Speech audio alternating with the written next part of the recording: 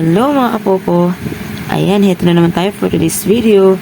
Ay isi-share ko naman sa inyo kung paano nga ba mag-exchange ng points to coins. And points to coins. Ayan, syempre, bago ang lahat, bago ko iturong ating step-by-step tutorial kung paano mag-exchange ng points to coins, ay please naman po help naman po ako to subscribe our YouTube channel para naman po mas ma-update po kayo sa mga video tutorial na i-upload ko, at para na rin po ganahan na din po ako para mag-upload ng mga tutorial dito sa ating channel para mas marami tayong natutunan about kay Poco, diba? Lalo na sa mga baguhan dyan na mas nangangailangan ng guide, lalo na sa mga walang agency. Okay? Ayan. Dahil nakasubscribe ka na, sundan mo na yung ating step-by-step tutorial para mas marami kang matutunan dito. Ayan. Pero bago tayo makapag-exchange, syempre, i-click muna natin tong points, or bago natin i-click yan, i-check muna natin kung 100,000 points na ba yan. Pero kung wala pang 100,000 points, ay hindi ka pa po talaga makakapag-exchange. Kasi po, meron po minimum si Popo para makapag-exchange. Ayan, para mas maintindihan nyo, i-click na po natin yung points. Ayan. Ayan, pagka-click nyo nyan, lalabas po dyan syempre yung ating total na points, diba? 11,101 points pa lang po tayo. Ayan, para po malaman nyo kung magkano yung minimum ni Popo, i-click lang po natin tong exchange points. Exchange points to coins po yung nakalagay. Ayan. Meron po tayong 92,000 coins, pero equivalent po niyan is 100,000 points. Ito po yun, dapat 100,000 points kapalit po 92,000 coins. Dito naman sa kabila, kailangan po natin ng 500,000 points para maging 475,000 coins. Pwede po yan mag-customize, pero ang kailangan po talaga dito minimum of $100,000.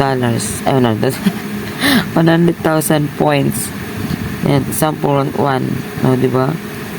Yung 1 niya, times mo sa 100,000, 92,000 coins po yun. Ito din yun. Ito yung pinaka-minimum. Tapos, itong customize, ito po yung pinaka-gitna ng between 92 to 475. Pwede nyo po imano yan. Imano-mano ang pag-exchange. Ayan. Dahil wala pa nga po tayong 100,000 points na minimum ni Popo sa pag-exchange, ay hindi pa po tayo makakapag-exchange. Pero syempre, nandito na rin naman tayo. Tuturo na lang din natin, diba? Ayan. Diba po, pag na-click nyo na yan, halimbawa, gusto nyo pong ganyan. Meron na po kayo 100,000 points. Gusto nyo na po i-exchange yan into coins. Dito po yan. Sunod lang po tayo sa procedure. Ayan. Ano po? I-click nyo lang po ito kasi meron yung yung passcode. Okay? Ayan po yan. Verification code. Nagagayahin nyo lang po ito.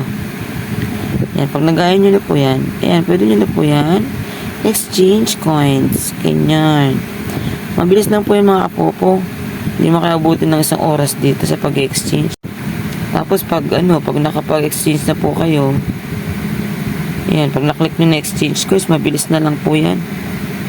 Sabi ng iba, matagal daw, pero nagaganyan ako dati, mabilis lang po talaga yan.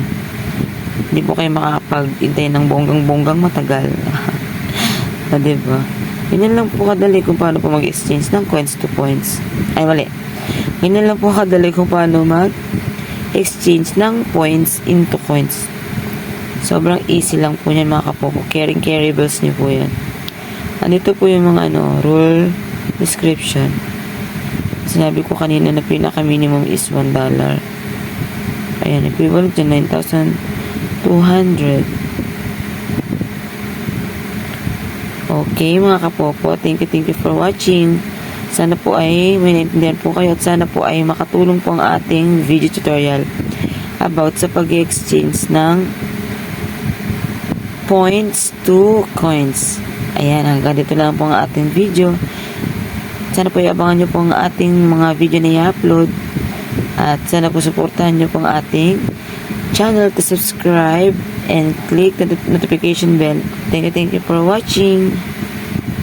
See you on my next video tutorial. Bye-bye!